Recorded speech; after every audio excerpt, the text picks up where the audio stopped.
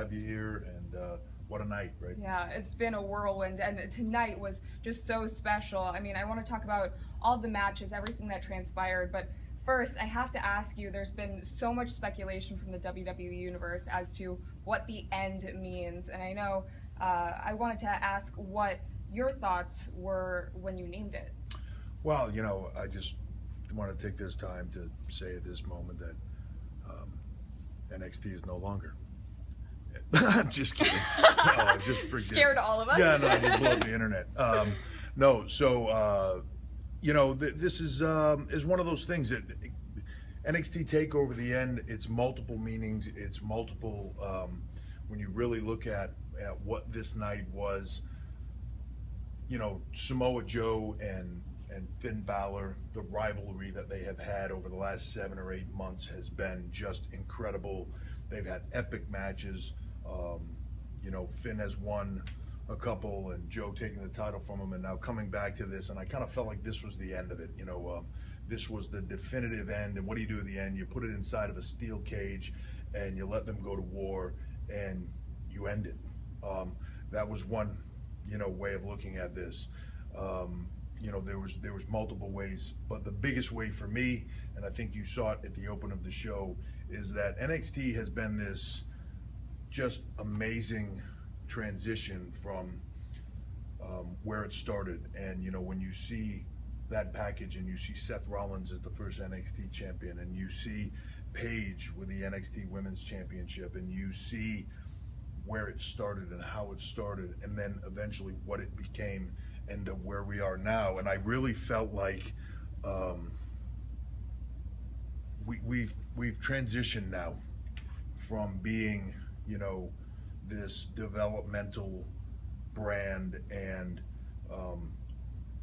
that being our existence to being a brand in itself. And I truly believe that NXT is its own brand in every single way. So I kind of felt like if the beginning of what we were was that, tonight marked the end of that beginning. And that's exactly what we said it was. It's the end. We are now full-blown NXT, the brand, and that's where we're going to take it from here.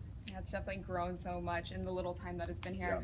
Yeah. I want to ask, Takeover The End was the beginning for someone. Andrade Cien Almas, what did you think of his debut against Ty Dillinger? Unbelievable. Andrade is someone I've had my eye on for a long time, as he, really launched his career in Mexico and around the world. And to have him here now, for the first time in his career, to have him here, why anybody would put a mask on him is beyond me. He's, from the reaction of the women here at Full Sail, he's a pretty good looking guy. I don't know about the hat with a feather, but that's his business, whatever works for him. What a debut to go in there. And I will say this, Ty Dillinger, probably the most underrated guy, or just an amazing talent. There's something there that when he finally flips that switch, I think you're going to see something special. But he has every bit of gift and talent that you could ask for. So to see him in the ring and see Andrade Cien go through him like that in an impressive way, that's a hell of a debut. Definitely. A hell of a match was the Tag Team Championship match. American Alpha versus The Revival. The Revival, now 2-time NXT Tag Team Champions. What does this mean for the tag team division? I think it just continues to mean that they are going to revolutionize tag team wrestling, and it's what they have done so far. I think it's what NXT has done. It's put the importance back in tag team wrestling, and I believe that. I don't think this is done. I think the American Alphas, Revival, these guys are destined to do this for a while, I think. And when you see a match like they had tonight, just for our fans here, for fans of NXT, for fans around the world, I could watch them do that over and over again. It's just amazing. And I think on any given night, either one of them could win. They're just a very well matched team. Their teams are very well matched, and I think they could do this for a long time. So I don't think you've seen the end of that. But, hats off to Revival, first ever two-time NXT Tag Team Champions. That's something special. I mean, like you said, they were going toe-to-toe. Both teams seemed to work very cohesively as teams. But then afterwards, we saw vicious attack on American Alpha and the reemergence of Paul Ellering, WWE Hall of Famer Paul Ellering. Yeah. Not 100% sure what that was all about yet. Need to ask William Regal about that. Ellering was a surprise to me. But yet, just when you think you see the landscape of NXT and what's going on, all of a sudden, these two just monsters come in the door and make an impact. And if you're going to make an impact, what a way to make an impact. And to have them overseen by Ellering, if that's the case, I'm automatically interested. So I'm excited to see what I understand the authors of Pain. I'm interested to see what they'll bring to the table. Definitely looking forward to it. One match that was a dream match for so many in the NXT universe: Shinsuke Nakamura versus Austin Aries. These two have just competed all over the world, and both of them have said that NXT is the place to be. So what does that feel for you, knowing that NXT is kind of your baby? That's awesome. It's, I think for a lot of people, a match with somebody like Austin Aries and Shinsuke Nakamura is just kind of one of those dream matches that outside of WWE you looked at for years and thought, what if?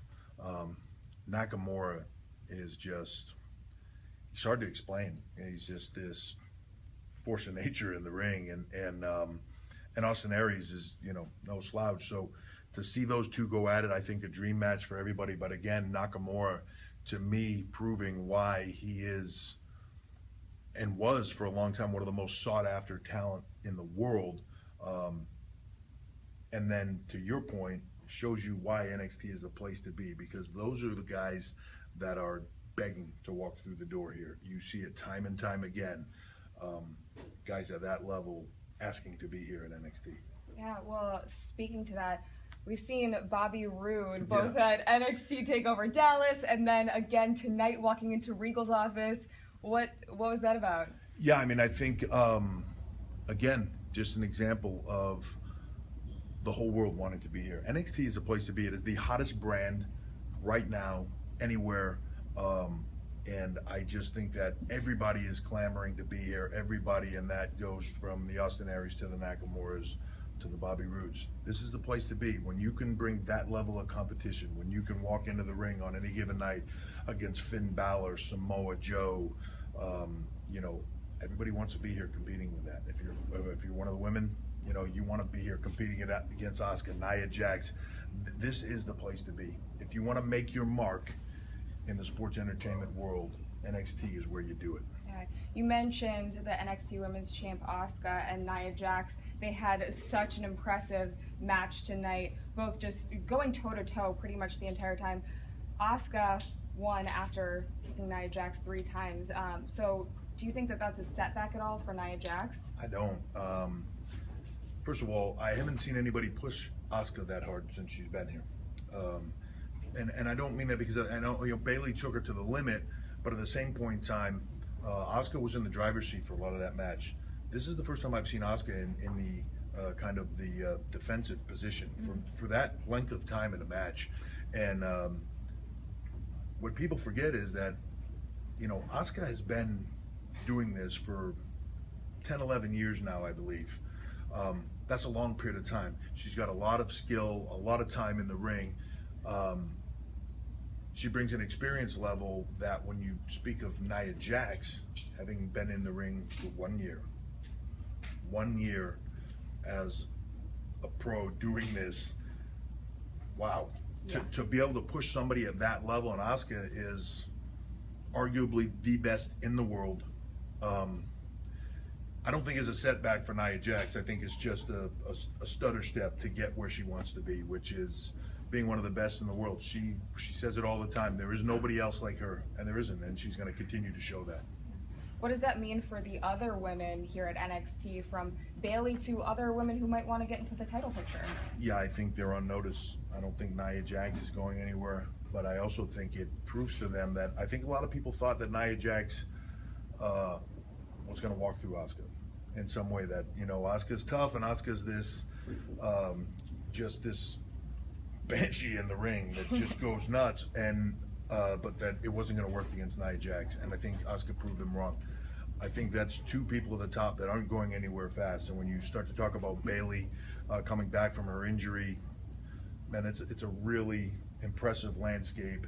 And when you know what I know, and you know who's on the doorstep of coming in here and who's about to make their debut, the women's division of NXT is about to get really interesting really fast. Well, there's got to be a huge sense of pride in Asuka, who has retained her NXT Women's Championship, now gets to go with WWE to Japan, back home. That's got to be incredible for her. Yeah, I mean, I think for her tonight, part of that pressure of remaining NXT Women's Champion was able to go home as champion, able to go back to Japan in front of her family and friends in her country and say, I'm the best that there is. I'm sure she put a lot of pressure on herself to do that tonight. Yeah. Finally, we witnessed NXT's first ever steel cage match. NXT champion Samoa Joe versus Finn Balor. Samoa Joe, of course, retained the NXT championship by doing a muscle buster to Finn Balor off the top rope after Balor was just about to escape the cage. So what does this mean for the landscape of NXT moving forward? Wow, you know, again, NXT The End, and that's what you kind of look for, was the end of this rivalry between Samoa Joe and Finn Balor. The truth is, while that was very definitive and it was inside of a steel cage and there is no arguing, Samoa Joe, who I believe is really hitting his stride now here. You know, there's a transition period of time when you go any place new, and I think it took Joe a while, but now he is firmly inside his head. He is the NXT champion. He is NXT. And I feel sorry for anybody that tries to tell him he isn't. Because Joe is what he says he is. He's a monster. Finn Balor, you know, one thing I will say about being a champion, and I've been in this position before, the pressure is immense and it is on you the whole time. You are driven harder than anybody else. Finn Balor being champion 290 plus days, that's a lot of pressure for a long period of time, and as that pressure builds, you start to wear. You redline the car for so long it begins to break down. The longer you go, the more the odds are against you to retain. But Joe, you know, when Joe beat Finn Balor, Finn didn't take his foot off the gas at all. He just came right back at him and went right back into that mix. And I think he put a little bit of too much pressure on himself, maybe, gets into this cage match with Samoa Joe and ends up on the short end of it, you know. That being said, I don't see Finn Balor walking away. I don't see Samoa Joe being in a position now where he can take his foot off the gas at all, because what it looked like to me tonight is he's got a bunch of people breathing down his neck, and probably the most prominent of that being Shinsuke Nakamura.